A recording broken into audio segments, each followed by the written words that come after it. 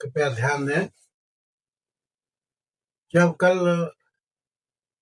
रट्टपाल जी ने सुना कि तथागत सम्यक संबुद्ध बता रहे हैं कि ये संसार का कोई मालिक नहीं है, हर क्षण परिवर्तन हो रहा है, कोई नहीं कुछ लेकर के आया है, न लेकर के जाएगा, तो ये विचार उसके मन में कौंधने लगे।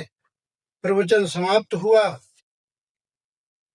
तो मन में सोचने लगा है कि क्यों बार बार उसके मन में यही आ रहा था कि ये अगर घर ग्रस्त रह करके ये हम तथागत के वचनों को पूर्ण नहीं कर सकता हूं, तो क्यों न हम गृह त्यागी बन जाएं। या भी मन में ही विचार कर रहा है, क्यों न हम काव्य वस्त्र को धारण कर ले। तो फिर इन्हीं शब्दों के साथ में आगे मैं आपको रचना सुना रहा हूं कि रट्टपाल सुनी ऐसे बचना, मन विचार लगा है करना, रहे ग्रस्त न पूर्ण होवे, संपूर्ण पवित्रता कैसे होवे, नया चरण शुद्ध हो सकता, अब ये आसान हमें ना लगता, प्रवचन समाप्त तथागत कीने, अब ध्यान तत् ब्राह्मण गृहपति घर चल दीने, रट्टपाल मार्ग में जाई, अब ध्यान तथागत वचनों पर धरई, क्यों न बाल दाढ़ी मुड़वावे, अब कांस वस्त्र धारण कर पावे, हो प्रव्रजित घर छोड़े वारा, अब लोभ मोह से करई किनारा, यही सोच कर कदम न बढ़ई, अब ब्राह्मण गृहपति दूर निकल गए। अब ऐसे करके जब विचार मन में करने लगा तो उसके अनेक प्रकार के विचार उमंगने लगे। कहने लगे कि गृहस्थ में रह करके तो कुछ नहीं कर पाऊंगा, क्यों न दाढ़ी बाल को मुड़वा लूं, पर वर्जित हो जाऊं, तभी हम तथागत के मिशन को, तथागत के वचनों को पूर्ण कर सकता हूं। रास्ते में चला जा रहा है, जितने भी गृहपति प्रवचन सुनने आए थे कि सारे के सारे आगे निकल गए, मुड़ करके देखा तो पीछे कोई नहीं है। तो रट्टपाल क्या कहता है कि रट्टपाल पीछे मुड़ देखा, अब अभी दूर नहीं भगवान देखा, पांचांग प्रणाम जाकर के कीना, अब हाथ जोड़ निवेदन कीना। रट्टपाल ने पीछे मुड़ करके देखा, अब तो कोई नहीं, सब आगे निकल गए। मन में विचार करने लगा, अभी तो दूर भी नहीं निकले हैं। उसने फिर मुड़ करके जाकर के जहां तथागत सम्यक संबुद्ध विराजमान थे वहां जाकर के बैठ गया, हाथ जोड़कर निवेदन किया कि भगवान यही प्रार्थना मेरी, अब मिले प्रभज्या इच्छा मेरी, ये सुन देख तथागत बोले, अब माता पिता आज्ञा ले, भगवान सुने आपके वचन, अब समझ आई गई पूरी रचना। रट्टपाल जो थे हाथ जोड़कर निवेदन किया है कि भगवान हमें प्रवज्जित कर लीजिएगा, मैं आपके चरणों में आपका दास बनना चाहता हूं। भगवान बुद्ध कहने लगे कि देख हे उपासक, हे गृहपति, कि मैं तुझे तेरे जले जब तक माता पिता की आज्ञा नहीं होगी तब तक मैं तुझे प्रवज्जित नहीं कर सकता हूं। इसलिए तू सबसे पहले मेरी बात को ध्यान से सुन कि तास कहिय तथागत मधुरी पाणी, अमियात पिता की आज्ञा ले प्राणी, जाकर घर अनु आज्ञा लेना, अब आज्ञा बिन प्रभज्या नहीं देना, रट्टपाल उठ कर चल देई, थुल्ल कोठी मारक गहिले। जब तथागत सम्यक संबुद्ध ने कहा कि जब तक आप माता पिता की आज्ञा लेकर के नहीं आएंगे तब तक मैं आपको परवर्जित नहीं कर सकता हूं। रट्टपाल वहां से उठ करके चल दिए और जाकर के थुल्ल कोठी नगर में की आस लगा दी और जाकर के अपने माता पिता के पास पहुंचे और क्या बोलते हैं कि महल पहुंची माँ पितु से बोला, और सारा राज धम्म का खोला।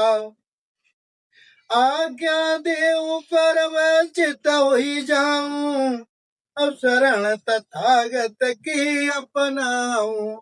माता पिता के पास जाकर के रट्टपाल दे सारी जो तथागत बुद्ध ने जो जिस विषय के ऊपर चर्चा की थी वो अपने माता पिता से कहने लगा है कि पिताजी माताजी, आज तथागत बुद्ध कह रहे थे कि संसार का कोई मालिक नहीं है, ये संसार स्वयं चलता है, हर क्षण परिवर्तनशील है, ना कोई कुछ लेकर के आया है ना कोई कुछ लेकर के जाएगा, सब यही रह जाएगा।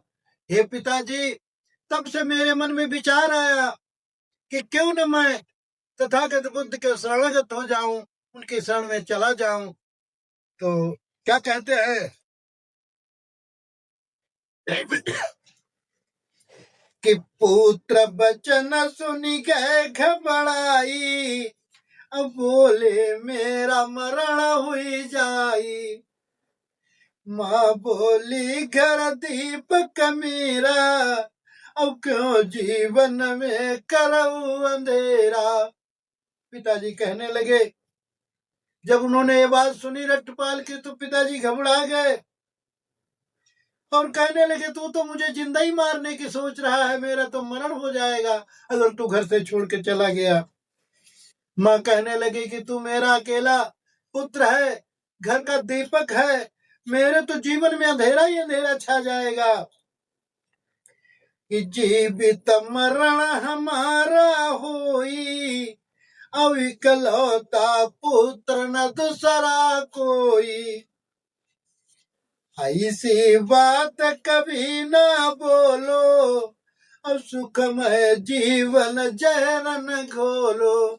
माता कहने लगी कि देख, अब कोई तेरे बिन दूसरा हमारा कोई सहारा भी नहीं है, अगर तू घर छोड़ के चला गया तो मेरा तो जीवित मरण हो जाएगा, ऐसी कभी बात मत बोलना, हमारे लोगों का बड़ा सुखमय जीवन बीत रहा है, इसमें जहर मत घोल। आज्ञा कभी नहीं मिलने की, अब घर से बाहर कभी न जाने की।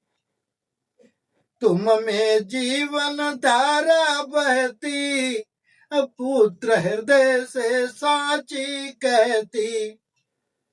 बोले सेठ पुत्र सुन बचना, अब अलग होने की कभी न कहना।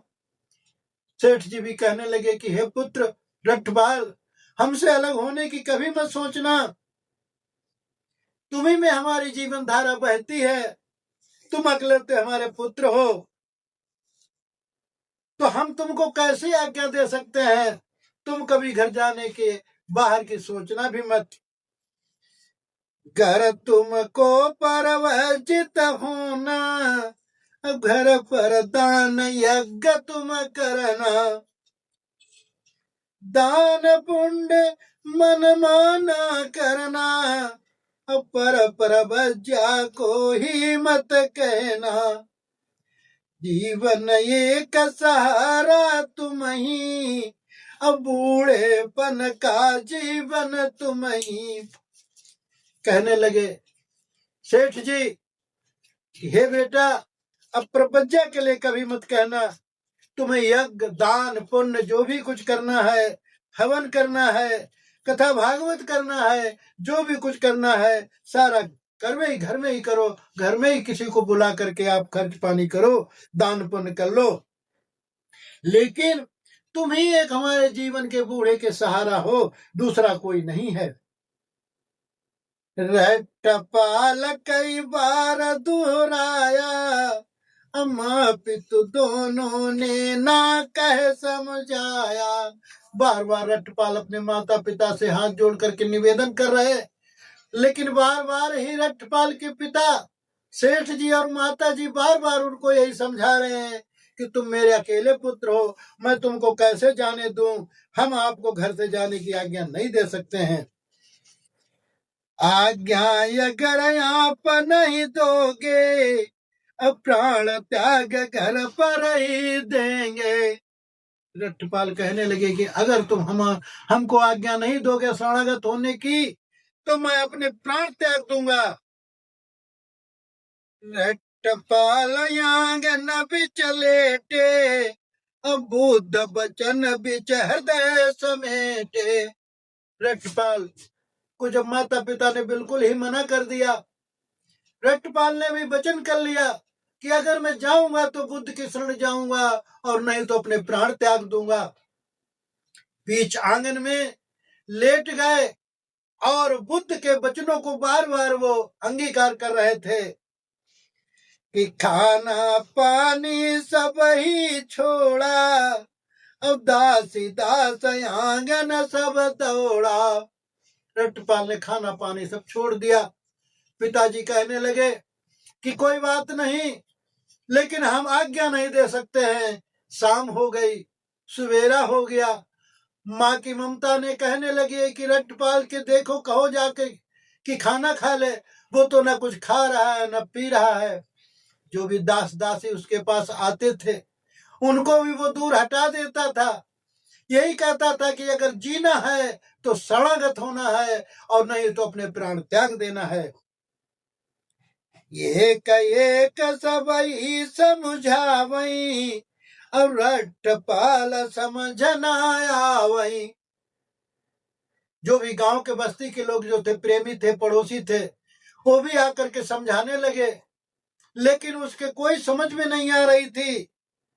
तो एक बुजुर्ग आए और क्या कहते हैं कि एक बुजुर्ग ने राय बताई, अब है कोई मित्र जो बात मनाई। एक बुजुर्ग आए और कहने लगे कि ऐसा करो, इसका कोई मित्र है, कोई दोस्त है, कोई रिश्तेदार है जो सब इसकी जो बात उनकी मानता है, उनको बुला करके समझा लो। सेठ जी ने ऐसे ही काम किया। जो भी उनके सहपाठी थे उनको बुला करके भी समझाया, रिश्तेदारों को बुला करके भी समझाया, लेकिन रट्टपाल एक नहीं मानते हैं और आंगन के बीच लेटे हुए हैं। तो इधर सेठ जी ऐसी खोज में है कि जो किसी की बात मानता है तो अब मानने के लिए वो जगह जगह संदेशा भेज रहे हैं। तो अब कल की आगे की तीसरे दिन की रचना आप कल हमारी सुनेंगे। आज यहीं पर मैं समाप्त करता हूं। सभी को साधुवाद करता हूं, सभी की मंगल कामना करता हूं। मेरा चैनल है विश्व जागृति बुद्ध मिशन। पहली बार देख रहे हैं तो सब्सक्राइब करें, कमेंट करें, शेयर करें, बेल आइकन दबाएं और कमेंट करके बताएं कि हमारी रचनाएं कैसी लगती हैं। इन्हीं शब्दों के साथ में सभी की मंगल कामना करता हूं। साधु साधु।